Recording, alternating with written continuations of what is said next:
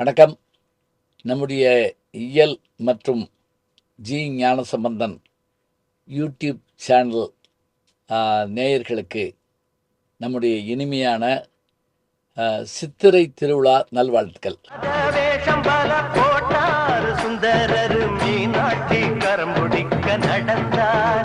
சித்திரை திருவிழா தொடங்கிருச்சுங்க. நம்முடைய சித்திரை மாதம் பிறந்த உடனே நமக்கெல்லாம் என்ன மகிழ்ச்சினா, புத்தாண்டு பிறக்குதுங்கிறது நமக்கு ஒன்று.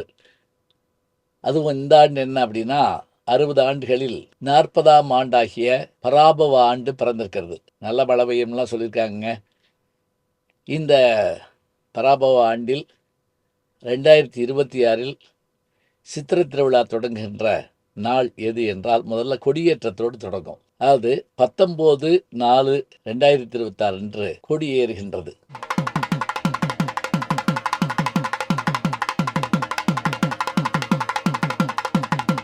மீனாட்சி அம்மனுடைய கோவிலில் கொடியேற்ற நிகழ்ச்சி சிறப்பாக நடைபெற இருக்கிறது. இந்த கொடியேற்றங்கிறது என்ன அப்படின்னா, அரசனுக்கு தெய்வத்திற்கு 10 வகையான தசாங்கம்னு சொல்லுவாங்க, அமைப்புகள் உண்டு. யானை, குதிரை, கொடி, சின்னம் என்று அவர்களுக்கு இருக்கும். அதில் முக்கியமானது என்ன அப்படின்னா இந்த கொடி. இந்த கொடிக்கவின்னே நம்முடைய சைவ சித்தாந்தத்தில் அதை பற்றி ஒரு ஒரு இலக்கியமே இருக்குது.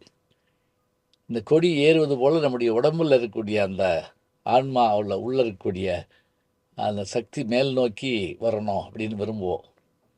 கொடி ஏற்றியாச்சுன்னா என்ன அப்படின்னா, விழா தொடங்கிருச்சுன்னு அர்த்தம். கிராமங்களில் செவ்வாய் சாட்டுறதுன்னு சொல்லுவாங்க. செவ்வாய் சாட்டுறதுன்னா, இந்த செவ்வாயில் இந்த எல்லாரும் வீடுகள்லாம் வெள்ளையடிச்சு சரி பண்ணி வைங்க, செவ்வாய்க்கிழமை சாமி கும்பிட போகிறோம் அப்படின்னு அப்படி முரசடிச்சுட்டு வருவாங்க. அதுபோல் கொடியேற்றத்தோடு நிகழ்ச்சி தொடங்குகிறது. சித்திரை திருவிழாவில் தினசரி சுவாமி நம்மை பார்க்க வருவாருங்க.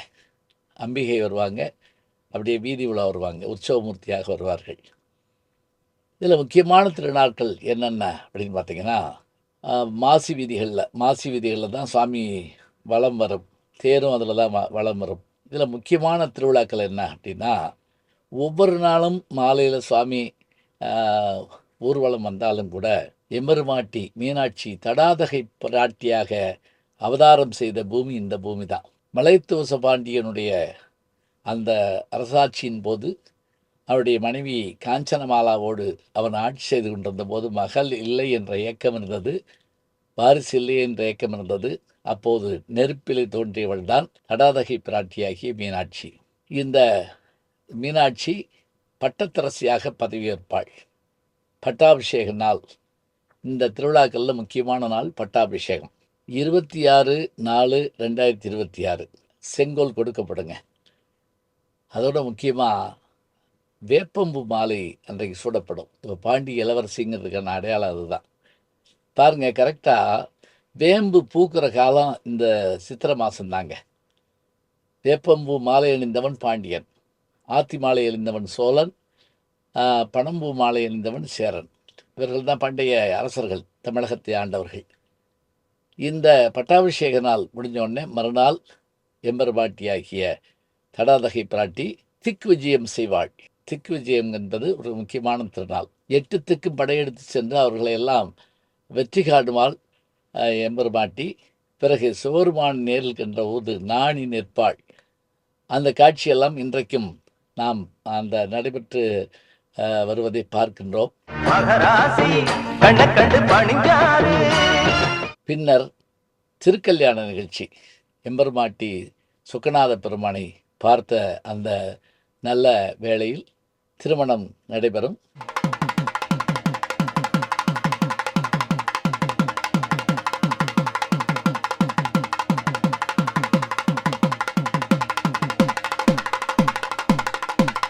சொக்கநாதர் இங்கே வந்து மதுரைக்கு மாப்பிள்ளையாக வருவார்.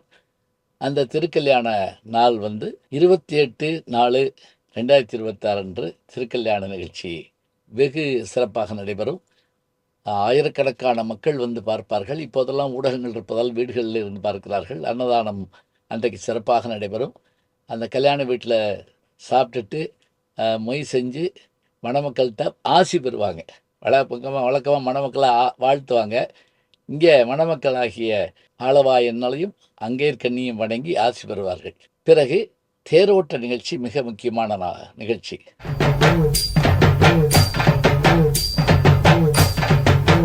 ஆலவாய் அண்ணலும் அங்கேற்கண்ணியுமாக சொக்கநாதரும் மீனாட்சியுமாக திருத்தேரிலே வலம் வருவார்கள்.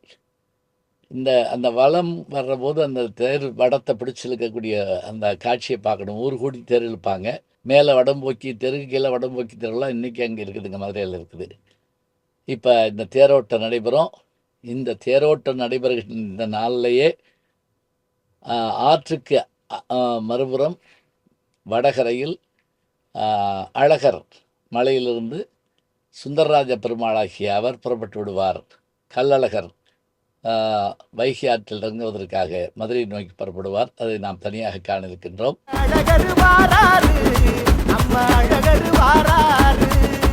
இப்படி தேரோட்டத்தோடு இந்த நிகழ்ச்சி மிகச் சிறப்பாக நிறைவு பெறும்.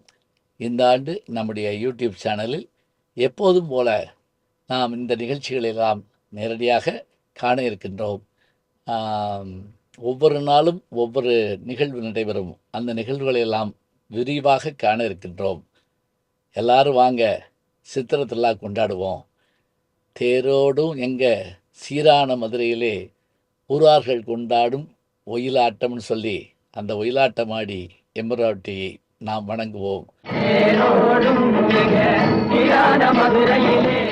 அவனருளாலே அவன்தான் வணங்கி என்று மாணிக்கவாசக சுவாமிகள் சொல்வதைப் போல அவனுடைய அருள் இருந்தால்தான் மதுரையிலே இந்த விழாக்களெல்லாம் நாம் பங்கு பெற முடியும்.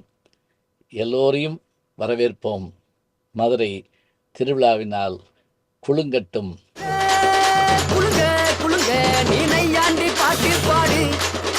மதுரை விழாக்காலால் எப்போதும் பெருமை பெற்ற நகரம். த ஃபெஸ்டிவல் சிட்டி, விழா நகரம் மதுரை. பிறகு தூங்கா நகரம். தொடர்ந்து நிகழ்ச்சிகளை, சித்திரை திருவிழா நிகழ்வுகளை காண இருக்கின்றோம். வாருங்கள், திருவிழாவுக்கு செல்வோம். வணக்கம். ஜி ஞானசம்பந்தன் யூடியூப் சேனல் பாருங்கள். உங்களை தேடியே உங்கள் வீட்டுக்கு வருது. கேட்காம ஒரு விஷயம் உங்களை தேடி வருது பாருங்கள், அதை பிடிச்சி வச்சுக்கோங்க. நம்முடைய ஜி ஞானசம்பந்தன் யூடியூப் சேனலை தொடர்ந்து எக்ஸலம், இன்ஸ்டாகிராம், ஃபேஸ்புக், வாட்ஸ்அப் என்று அனைத்து தளங்களிலும் நாம் இயங்கிக் கொண்டிருக்கின்றோம். நீங்களும் எங்களோடு வாருங்கள்.